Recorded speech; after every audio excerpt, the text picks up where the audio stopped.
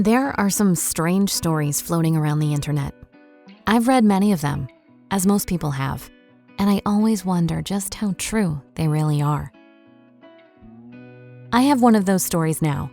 Those stories you read and think, wait a minute, is that really possible? I know a lot of them are and a lot of them aren't, but how to tell which are which is anyone's guess. So my story came about when I was 17 years old. My parents were fighting all the time, and it was just getting worse. I had an older brother who was 21 and a younger sister who was only 8. It was quite the range. My parents had always had a feisty relationship with a lot of arguing, bickering, and timeouts. I didn't really know the logistics of those timeouts, but my brother suspected it was like a pass from marriage, where they were allowed to be with someone else if they wanted to. That wouldn't have really surprised me. They were both the free spirit type, and my mom was always talking about sex.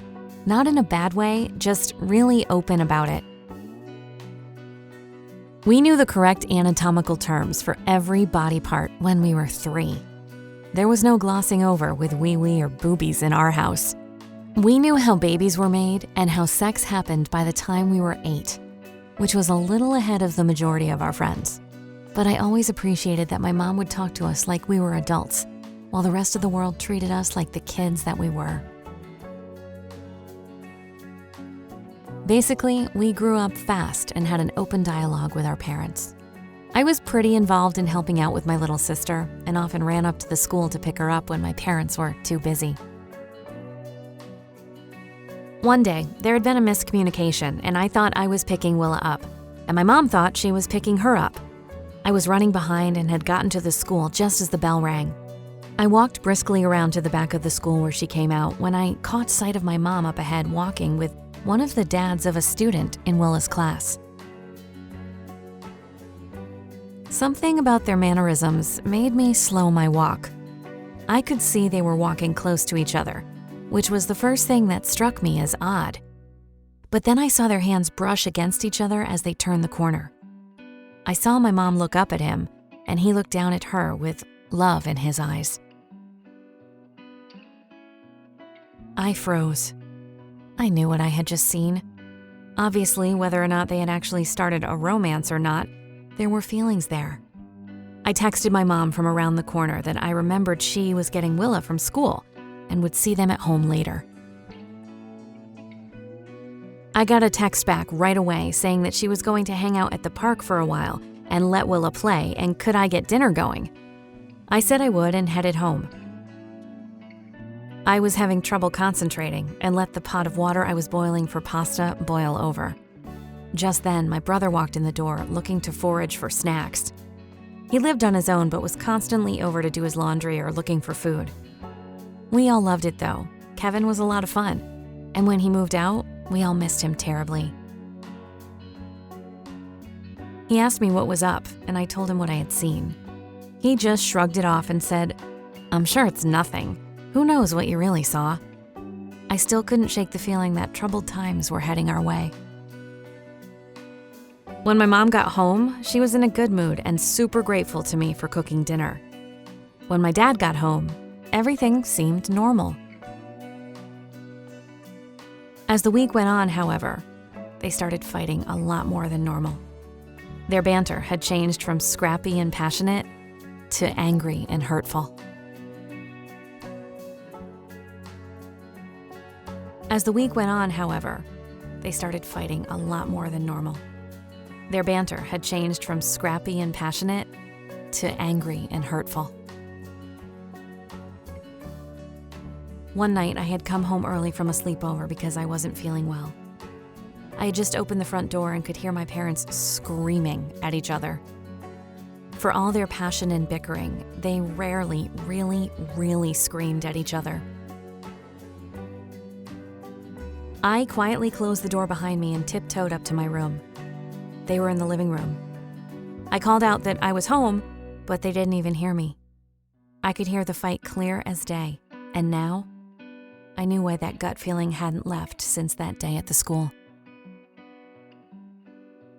My dad was yelling about how betrayed he felt, and my mom was saying she didn't mean for it to happen. and that the timeout had just turned into something more. The more I heard, the clearer it was that my mom had developed feelings for that dad at the school. My dad was screaming that the time-off rules had been broken, and my mom was crying, saying how sorry she was, but that she just had to explore these feelings. I felt so sorry for my dad. He was gutted.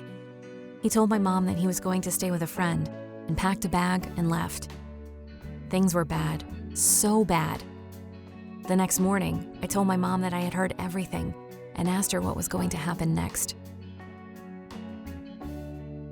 She said she didn't know what was going to happen, but that she felt her marriage to my dad was over. A few days later, my dad came home with his bag and said that it wasn't fair that he was the one who had to leave when my mom was clearly the one who wanted out. So the battle began. They both stayed in the house, but were living separately. It was awful. You could cut the tension with a knife, and the fighting was just getting too awful to be around. I called my brother in tears one night asking if I could live with him until things calmed down. He said of course, but warned me his place had become the party hub for his friends. I didn't care. I could handle noise and drunken guys, just not my parents at each other's throats. I packed my stuff immediately, left my parents a note, and headed to my bro's. He wasn't kidding. Even as I pulled up, I could tell there was a party in the making. There were bottles all over the front yard, and I could hear the music blaring a block away. I walked inside and saw my brother across the crowded room. When he saw me, he looked guilty and muttered, "Oh, wow, by soon you meant now." I laughed at his awkwardness and said, "Don't worry, big brother. I don't think I'm going to see anything here tonight that I haven't seen before." "I'm not quite sure what to say or think about that statement," he said, laughing. He told me to grab my bag from the car, and he would show me to my room. I hoped it wasn't being used by some couple. My brother grabbed my bag and led me up the stairs. It was a big house. My room was the third door on the right. He rapped on the door and was met with silence, so we went in. I told him to go back to his party guests and that I could get settled on my own. Before he left, he said, "One thing I should mention, don't use the washroom in the basement." "Why?" I naturally asked. "Just don't," he said. "Trust me." I decided I would do just that and drop it. I was too tired to really care anyway. I flopped down on the bed and wondered what things were like at home at that exact moment. Poor little Willa trapped in the middle of it all now on her own. I couldn't help it though. I had to get out of there for my own sanity. I promised myself that I would visit her often and take her out to get away from the fighting. At that moment, there was a knock on the door. It was my brother and his roommate James. They said I should come downstairs for a drink and try and have some fun. I agreed. A little fun couldn't kill me. An hour or so later, I'm definitely having fun. I have to admit, being the drunk little sister of a cooler older brother wasn't exactly a bad thing when you think of all the cute older brother friends you get to hang out with. I had had too much to drink and had smoked something too. I was feeling no pain, and the problems of my home life and my parents seemed a galaxy away. I was having fun talking one second, and the next, the room was spinning. I had never gotten sick like this before. I'd hardly drank before that party. I stumbled backwards a few steps and decided some fresh air was in order. I instantly felt better and took many deep, calming breaths before heading back into the party. I had started to feel so much better outside, but once inside, the walls seemed to be closing in on me.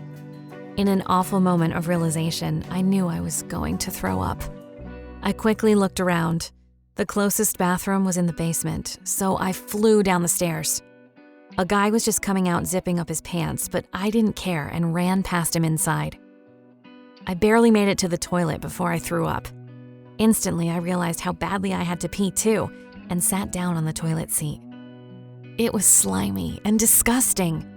I didn't know what was going on, but could only seem to feel anything as if from a great distance. I imagine that was the stuff I smoked working on me. I sat on that toilet seat forever.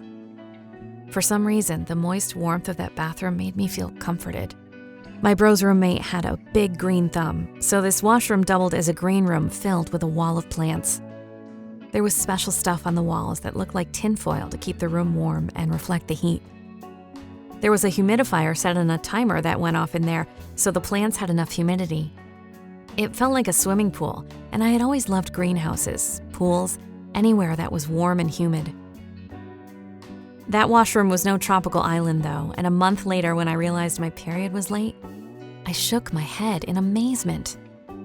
I hadn't been with anyone, so how could I possibly be pregnant?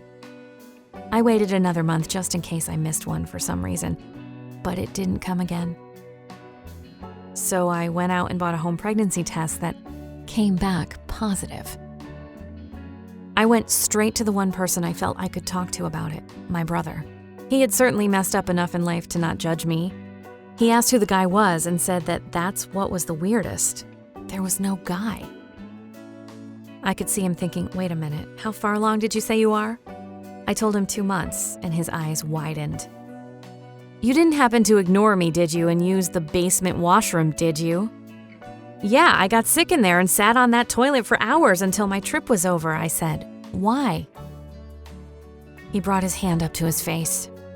Because Joe's green room bathroom is also an experiment. Joe read that male semen in an atmosphere can be awesome for plants. So all night, all the guys at the party were going down there and relieving themselves, if you know what I mean, on the toilet seat. My mind went back to the long-haired hippie guy coming out of the washroom doing up his pants. Ew, I said.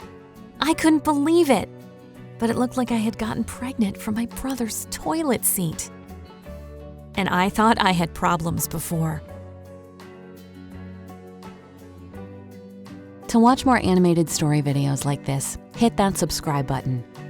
And tell us in the comments section what you thought about this story.